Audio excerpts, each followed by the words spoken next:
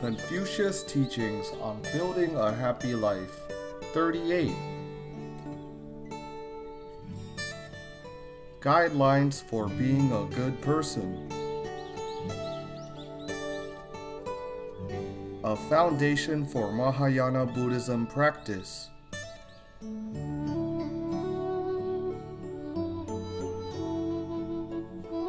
Validated by Master Jin-kong.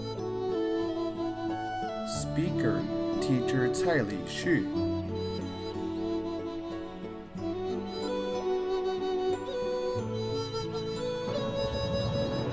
Elaborating Dizigui in detail, 38. 所有朋友，大家好。 Hello, my friends. We will continue with the lesson from yesterday. We mentioned, treating maids and servants, I should act nobly and decorously. Even so, I still look after them, kindly and generously. Using force to make people submit will not make their hearts agree. Using reason to make people submit, there can then be no complaint. We also mentioned yesterday that only with affinity can we meet each other. It is a rare affinity to be able to work together under one roof. So we should show care and love to our employees. We should also educate children to respect these employees by calling them, for instance, Uncle Chen or Auntie Chen, so that they would treat all elders with respect from an early age. In the Han Dynasty, there was a scholar named Liu Quan. From his name, we can derive that he had a generous personality. Due to such expectation for him from his father since he was a child, his temper was very, very good. One day, his family did a test to see if he would get angry. They told a servant to bring hot tea to him and instructed the servant to deliberately topple the tea on him. At that time, Liu Quan was dressing for the morning imperial court. When the hot tea was spilled over his body, his first reaction was to ask the servant, "Did your hands get scalded?" When one has such virtues, I believe his family will be very harmonious. All family members will be eager to emulate his virtues. Since he was a top official in the court, he would also influence the entire court and the people's minds. So even treating our employees nobly and decorously, I still look after them kindly and generously. We must understand that nobly here does not only refer to having status. There is a more important substance behind status, which is duty. The more we have status, the heavier our social responsibility will be.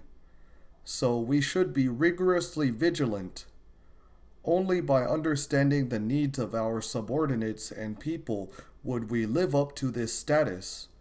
And only when keeping this kind of mind at all times can we truly comprehend the genuine meanings of nobility and wealth. Previously, we also mentioned, what is the connotation of nobility? The noble one is someone who is respected by people.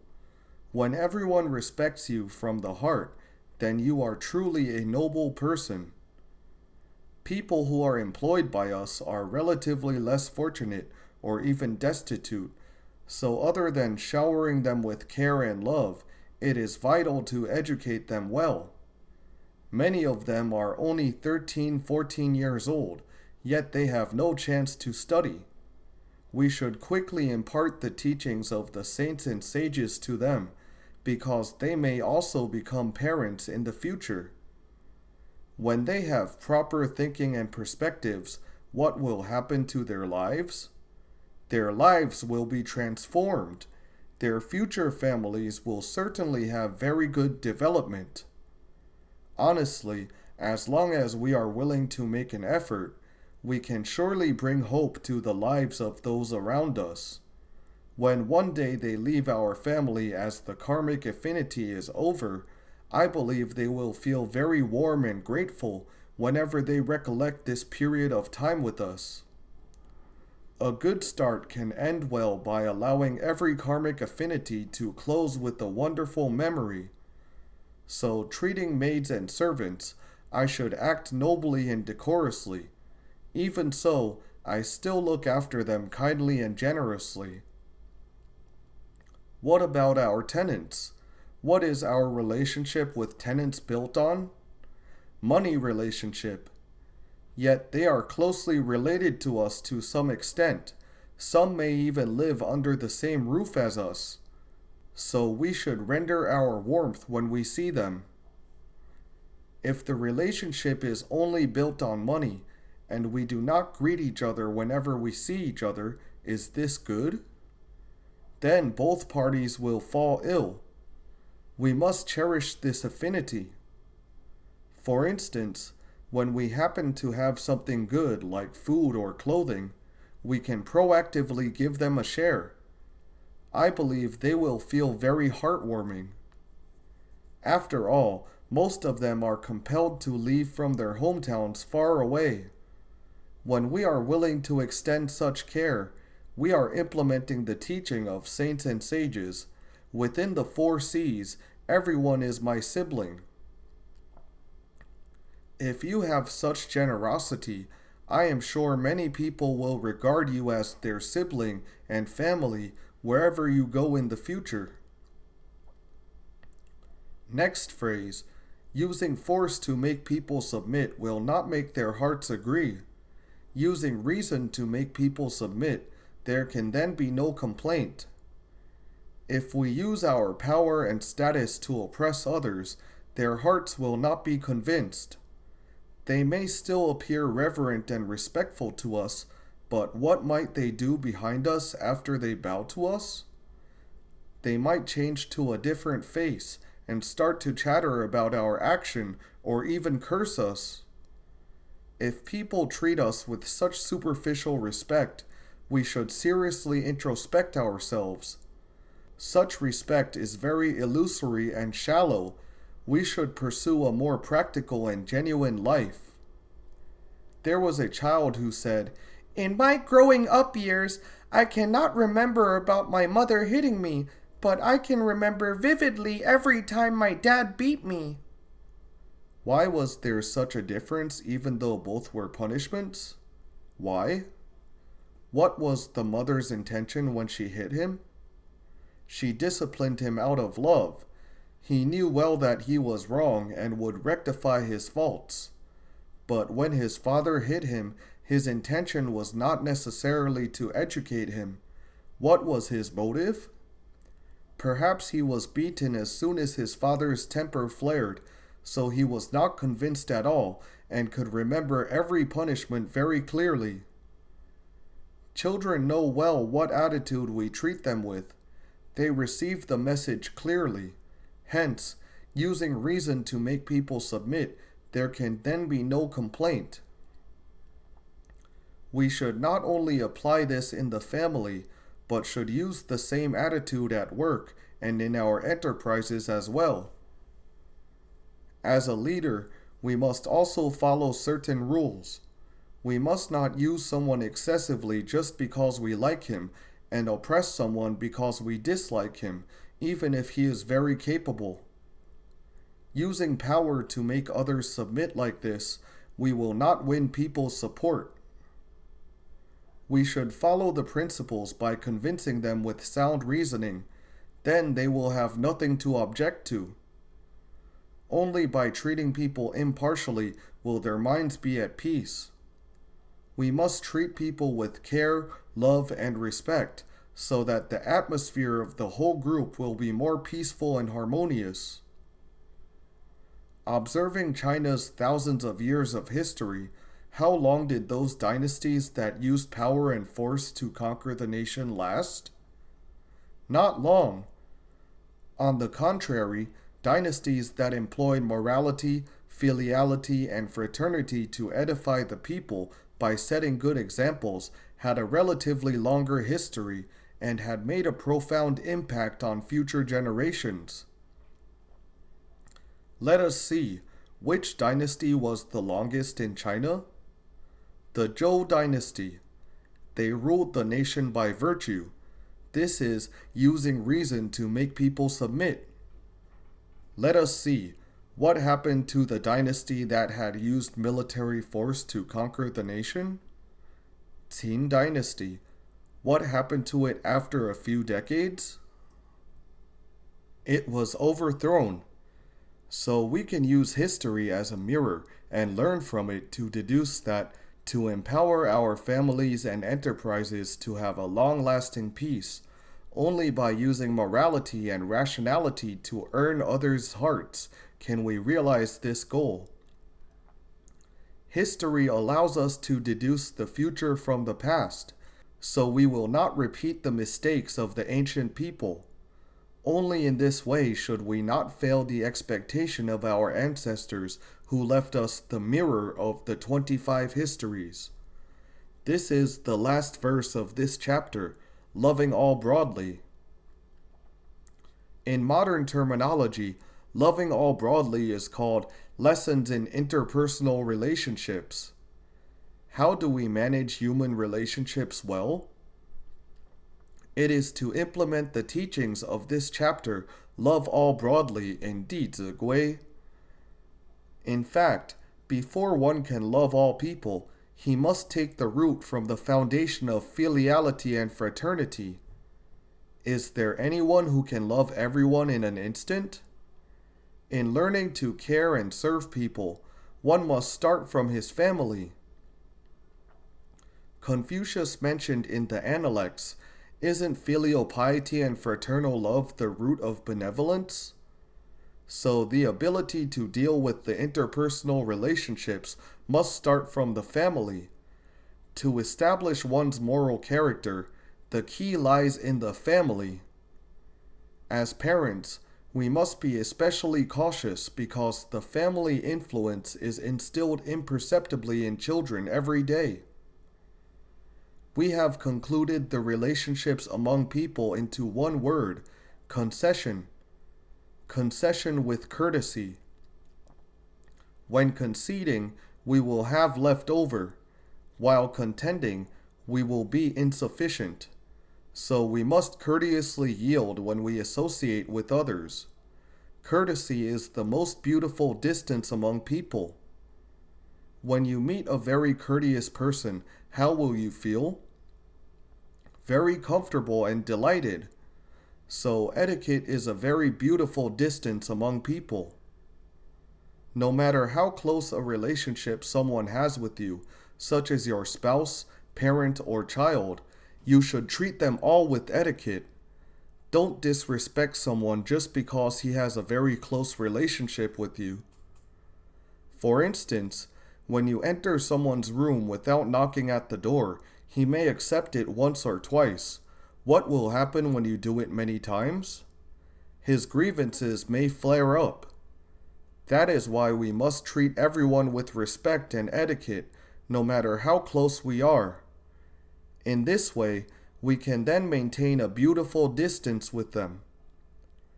When one knows how to treat people with courtesy from an early age, he will become a well-behaved person with propriety. Hence, learning etiquette is crucial.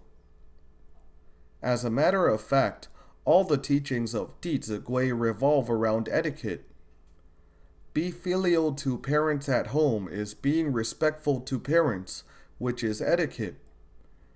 Next, practicing fraternity outside the home. Care and love siblings as well as respect elders. What is this? It is also etiquette. Being cautious is about cherishing things and placing them in proper places. One must also not spoil food. When it comes to eating and drinking, I will not be picky.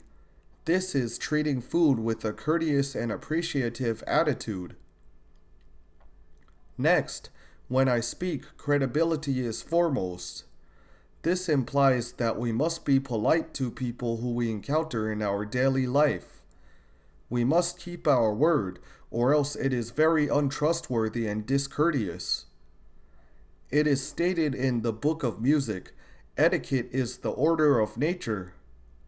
Therefore, courtesy is also connected with the principles of nature. As the proverb states, with principles, everything will work well wherever you go. This is a very natural law among people. We must not break this law, otherwise frictions and conflicts will ensue. Loving all broadly is also an attitude of etiquette.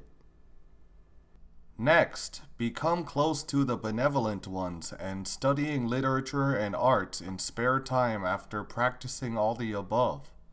Of course, we must treat the benevolent people and our teachers with courtesy. As to our learning, we must also treat it with respect. Master Yin Guang said, "With 10% sincerity and respect, you reap 10% of benefits. With 100% sincerity and respect, you attain 100% of benefits." So the essence of etiquette is a respectful mind, and this respectful mind is our inherent goodness, which is our true heart. So we must learn comity. In associating with others, we must also learn to forbear. Let us take a look at the character of forbearance, Zhen.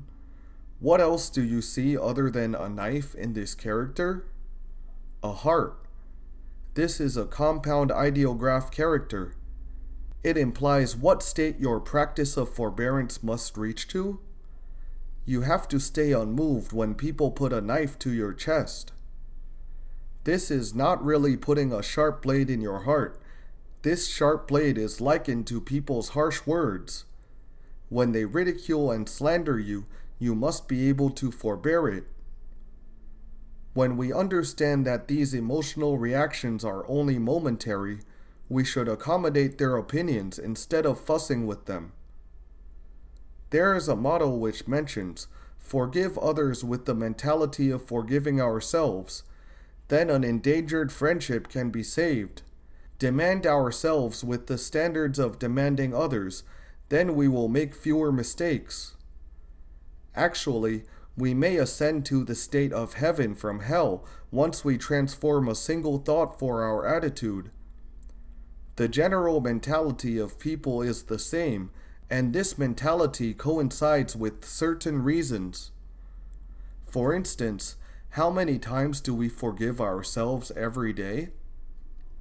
Many times. Perhaps we cannot control our temper when others make mistakes. If we transform our attitude to another angle, using the heart of forgiving ourselves to forgive others, then others will feel very comfortable and without pressure when they interact with us. That is why we can make many friends, even save an endangered friendship. People usually see many faults in others every day. We can use this attitude of blaming others to demand ourselves.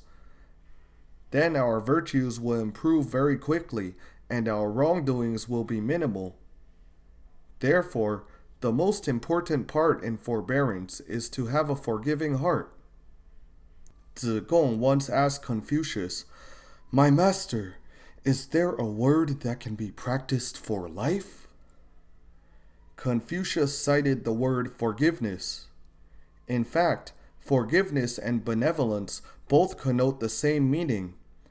The Chinese character of forgiveness suggests the meaning of acting in accord to the true heart, with the word in accord, 如, on top, and the word heart, 心, at the bottom.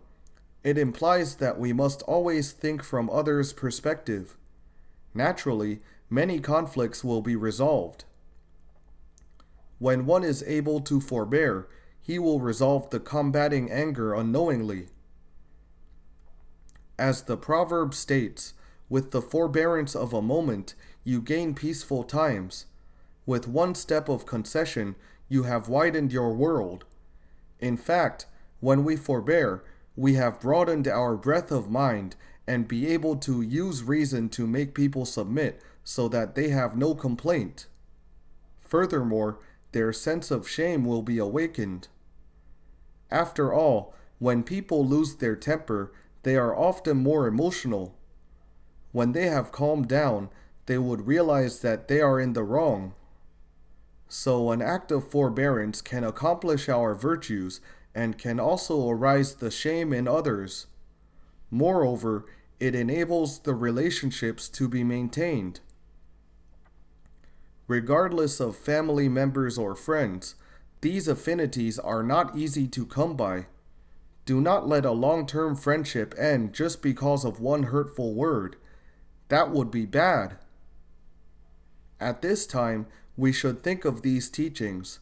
When I hold back hurtful comments, anger will naturally dissipate. Think of what difficulties you will end up with if your anger flares. So we must hold back our emotions and temper. When we associate with others, apart from exercising comity, we must also practice forbearance and humility. When we are humble, others will feel as if they are bathing in the spring breeze. On the contrary, when we have wealth and talents and have our nose in the air, this manner of arrogance will make others around us feel very stressed. For example, some of my primary school classmates did very well on an exam would tell us, "I never studied at home and already gained this score." We were thinking, "We studied so hard and did worse than you. How could you do so well just by playing at home?" Is his attitude good? Not good. When others feel dejected and you still talk about your personal pride, this will make others feel extremely embarrassed and want to hide. When your arrogance oppresses others, it will harm others' good impression and relationships with you. So humility is crucially important. Humility is to leave room for other people. Do not make people feel they are inferior to you so as to make them feel uncomfortable. In addition to making others feel comfortable with you, humility can also help us to encounter good teachings because many elders will happily support and guide us. So being humble can bring us many benefits. The Book of Changes states, "The 6 notations for the divination school of humility all indicate auspiciousness." When we keep a low profile at all times and leave room for others in every aspect, we will gradually become a person who can always be thoughtful of others. When we educate children to practice comity from a young age, they will become a disciplined person with propriety. When we teach children to forbear, they will get along well with people without causing conflicts. When we impart humility to children, they will always be humble. They will know how to be considerate and leave room for others. So don't compete. What will competition eventually become? Fight. And then, the war. Therefore, concession can win friendships, while competition will definitely make enemies. In the end, on what will your most energy be consumed? On preventing others from harming you. This would be too exhausting. We will enter the 6th chapter on Become Close to the Benevolent Ones. Become close to the benevolent ones is to learn from benevolent people. There are 2 prerequisites for one to accomplish in wisdom and knowledge. One of them is to have good teachers, and the other is to have good classmates. Good teachers guide us to the way by imparting essential teachings to us. Good classmates can support and remind each other. They can encourage each other to do good so that both of their virtues are established. They can also remind each other to become fearful upon hearing praise and happy upon hearing my faults. With this attitude, the upright and forgiving people will gradually come closer to me. Aren't the problems in life easily solved by Dizigui? In the future, if you have friends asking you about the problems in life, do you need to be nervous? Don't be nervous. Dizigui can ensure you the solutions. Do you believe it? Yes! You must be confident. One day, someone asked, "What can be done when spouses don't get along well?" Suppose you are helping this person now. What can be done when spouses don't get along well? He does not know Dizigui. You must cite some phrases to him. What concepts in Dizigui can be used to guide him to resolve the spousal conflicts? I must repay the kindness of others and let go of resentment towards others. They became emotional because of harboring resentments. If they had constantly thought of the other party's contributions, most of their anger would have disappeared. When I am about to do something unto others, I will ask myself if I would like others to do it unto me. Do not keep demanding others. We should reflect on how much we have done. When I hold back hurtful comments, anger will naturally dissipate. When my parents do wrong, I will urge them to change. I will make my expression pleasant and soften my voice. If we have a frosty look when we talk, who can stand it? Conflict is bound to happen.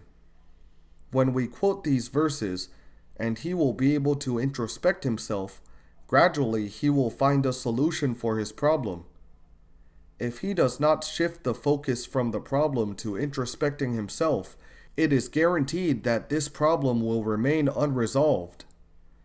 Dizigui encompasses the principles of life.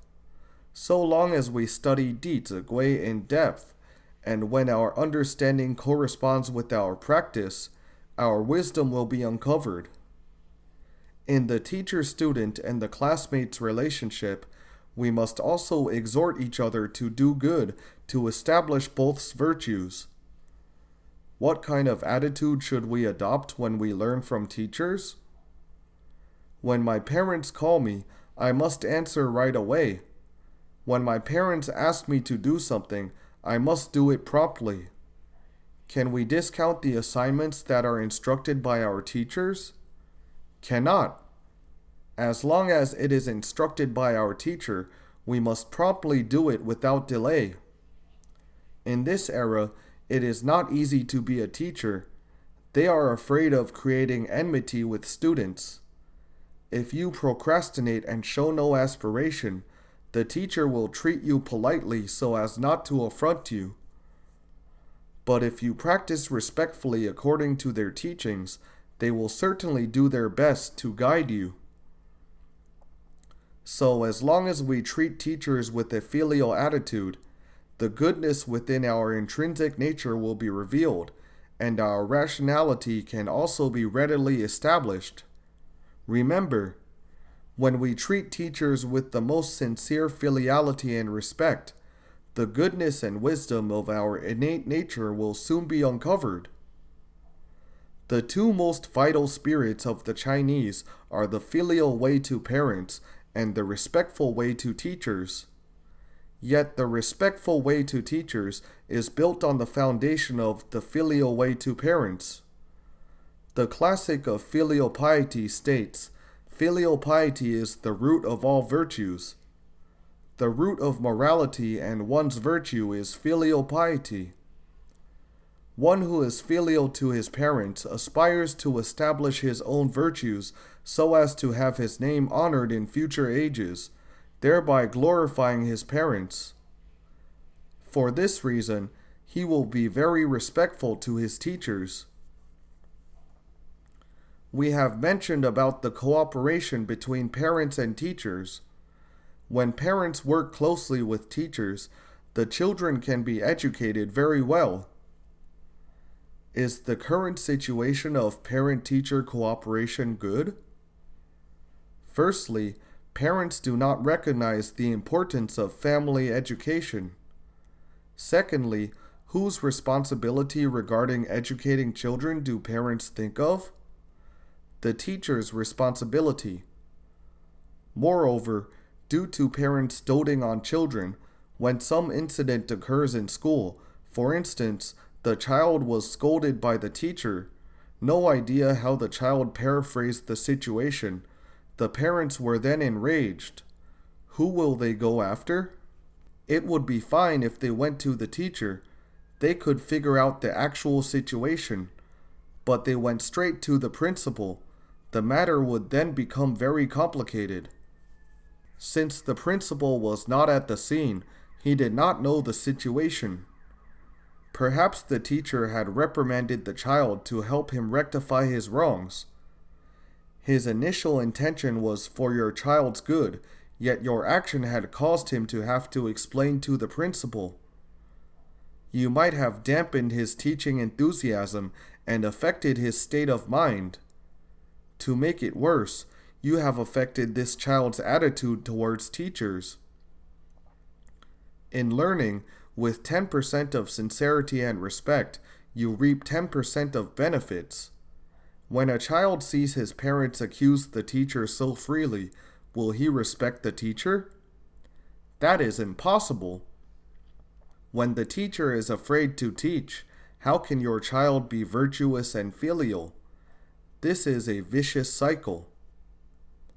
Of course, as teachers, we must also examine ourselves. We must never ask children and parents to respect us. Especially nowadays, we cannot make this demand because the way of respecting teachers is waning. Why do I say so? I remember when I was shortlisted at the teacher training college, what was the first question many of my friends asked me? How much will you make a month? Is there the way of respecting teachers? How come no one said to me, now that you have succeeded in becoming a teacher, which is great because Hanyu defined, a teacher is one who transmits Tao, imparts knowledge, and dispels confusion for others. Had they said this, I would have been filled with Dharma joy. They also did not tell me that I must clear up my own confusion before I can help others do so, and it is crucial for a teacher to continue learning and unveil his innate wisdom. If they did, how would I treat my teaching career? I must empower myself with motivation and not dare to slack off. Thus, it depends on us teachers to make earnest efforts to win the respect back. It cannot be earned with entreaty. In Haikou, many teachers are doing their very best to teach and practice Dizigui. A mother expressed her gratitude to the teacher in the parents' contact book. Thank you very much. Thank you very much. Thank you very much. She expressed her deep gratitude with thank you very much 3 times. On New Year's Eve, one parent who was preparing to fly back to his hometown in the inland called his child's teacher at the Haikou airport and said, Teacher Liu, our family is now going back to the inland for the new year. We specially called to say our farewell to you. What does this indicate? It indicates that this parent is very respectful to the teacher. May I ask, very respectful is the result. What is the cause? It boils down to the teacher's sincere contribution that can be felt by the parents. The dignity of the respectful way to teachers must rely on parents teaching the children. It must also depend on teachers themselves to demonstrate good examples that allow others to respect them. Teachers in ancient times were all reposed in poverty and delighted in Tao. They were highly respected by everyone in society, and parents also grasped opportunities to teach children to respect teachers. So there were ceremonies of paying respect to seek a teacher in ancient times. The father would bring his child, who might be only 5 to 8 years old, to the classroom where lessons were conducted by the teacher. With the father standing in front and the child behind him, they first observed the grand etiquette of kneeling thrice and kowtowing 9 times in front of the image of Confucius, because all the saints and sages' teachings, such as the 5 classics, were perfectly classified and integrated by Confucius. Thus, we Chinese honor Confucius as the greatest sage and teacher. After offering the respect to Confucius, The teacher would take his high seat. The father would still lead his child to carry out the etiquette of kneeling thrice and kowtowing 9 times before the teacher. Who is the most respected person for a tender-age child? His parents, especially the father. The fathers were known to be stern, while the mothers were loving. Children are generally in awe of their father. When he saw that his father was so respectful to the teacher, he would not dare to snob and act rashly, but treat the teacher very respectfully. Despite merely an etiquette, the thrice kneeling and 9 times kowtowing has laid the foundation of respectfulness for the child's learning. Does this etiquette still exist? Not anymore. In the first year I became a teacher, I happened to take charge of a 6th grade class. There was a grandmother who should be around 60 to 70 years old. Once her grandson did not bring the workbook, so she brought it over for him. How many floors did she climb? She had to climb to the 4th floor until she was a bit gasping for breath. Of course, is it right for the grandmother to do so? No. Her grandson was already so grown up. He must be responsible for his own mistake. Otherwise, he might not learn the sense of responsibility all his life. When I saw her, it happened that she raised her head and saw me. She immediately gave me a 90-degree bow and said, "Hello, Teacher Tsai."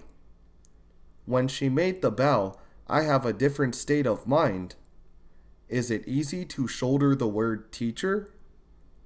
Do you know why I am a little hunched now? When the elder greeted me with a bow, it reminded me of my heavy responsibility. Had I not taught her grandson attentively, how could I be worthy of such a sincere bow? So I suddenly came to a realization. In ancient times, when the father conducted the rites of 3 kneeling and 9 times kowtowing to the teacher, may I ask, how would the teacher feel? How would he feel? A sense of responsibility. People treat us so respectfully. If we do not teach their children well, how can we be worthy of their respect? So that sense of responsibility is as heavy as we are carrying a rock in our hearts. Only when children have their real achievements would the teacher feel a little comforted. So the teachers who were sitting there receiving the respects did not feel easy, but how did they feel? They had to stay rigorously cautious, as if they were standing on the verge of an abyss or walking on thin ice. The teachers were not just thinking about their responsibility for others' children and families. They must also think about inheriting and passing down the sage teachings of traditional culture so that the sage teachings would not terminate in their hands. These are the duties that a teacher should bear in mind at all times. The Chinese tradition places special emphasis on inheriting the teacher's lineage. What does inheriting teacher's lineage mean? This is worthy of our careful understanding. When my teacher, Professor Shi Jinkong, first went to Taichung to study under teacher Li Binnan, teacher Li said to him, "There are 3 conditions for you to learn from me. You have to accept them before I can teach you. Firstly, you can only listen to my lectures. Secondly, you must obtain my consent before you read any books. Thirdly, I won't recognize whatever you have learned before." At that time, my teacher, Master Jin Kong, was already giving lectures. When teacher Li said not accepting whatever he had learned before, how did my teacher feel? Kind of shocked. Let us take a closer look at these 3 rules. Let's not just look at the strictness of these rules. We must understand the future impacts and benefits. Then we can rest assured to comply with them.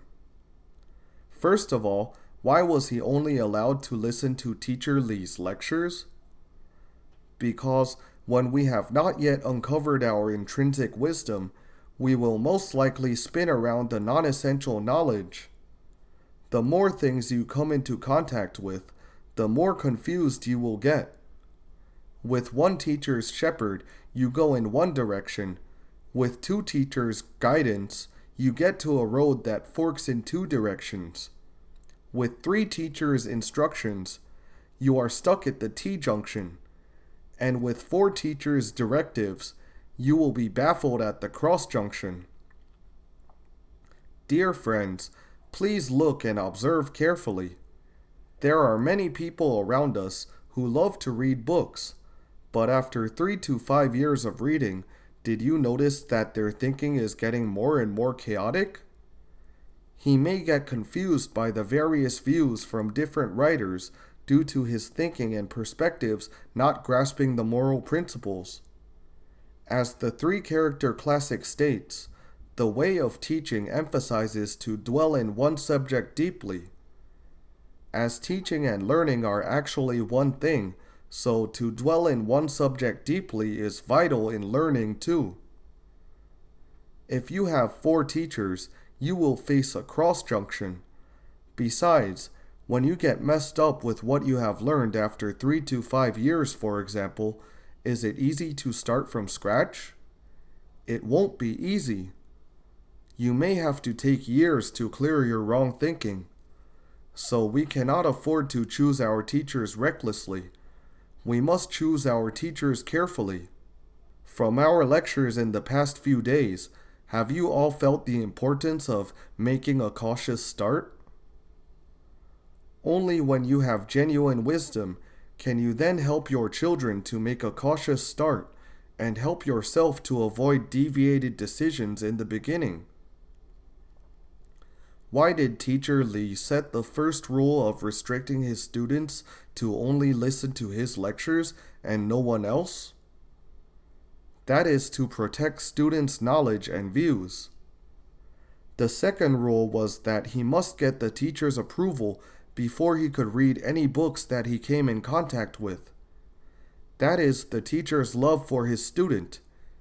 It is to help his students' minds to stay focused and not scattered. Only by staying focused can one achieve meditative concentration and further uncover his innate wisdom. So the second rule was set for the sole purpose of protecting students' minds. Thirdly, everything he had previously learned would not be recognized. What was the purpose of this rule?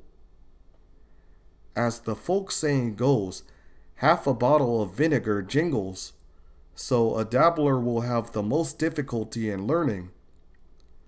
That is why Teacher Li requested him to let go of everything, emptying his mind. With a humble attitude to accept teachings, one can then learn well. So these 3 rules have their profound and far-reaching significance. My teacher agreed to abide by these rules.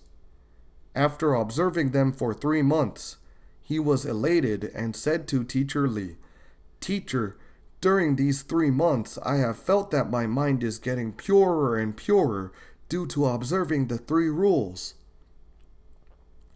A pure mind can give rise to wisdom that arise the ability to see things clearly.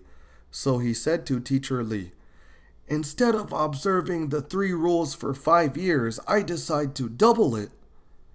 How many years did he decide to observe? 10 years. When we aspire to learn from ancient saints and sages, we must also meet these 3 conditions. We must not miscellaneously read various books, but follow the ancient way. Otherwise, immediate snags may befall us if we do not listen to the ancients' words. We should find and follow a teacher, learning earnestly from him. Most importantly, does this follow mean physically following? What is it? It is to follow him with our hearts. When the teacher teaches us in one sentence, we must implement this one sentence. Just like in ancient times, Mencius had never met Confucius. Yet who did he reverently and sincerely worship as his teacher? He worshipped Confucius as his teacher.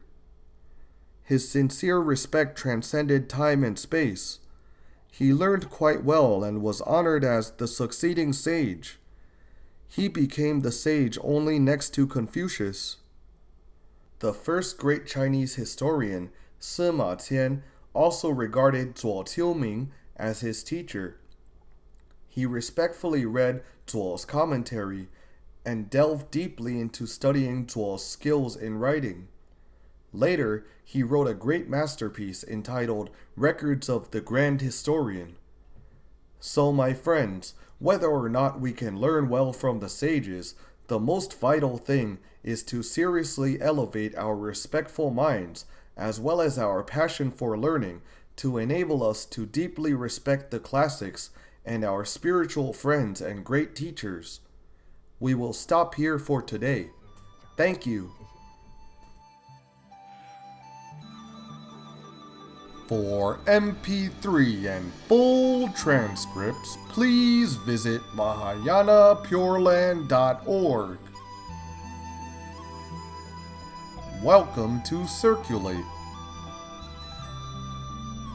No copyright. Infinite merits to propagate. Filial to parents, respect to teachers. See you again.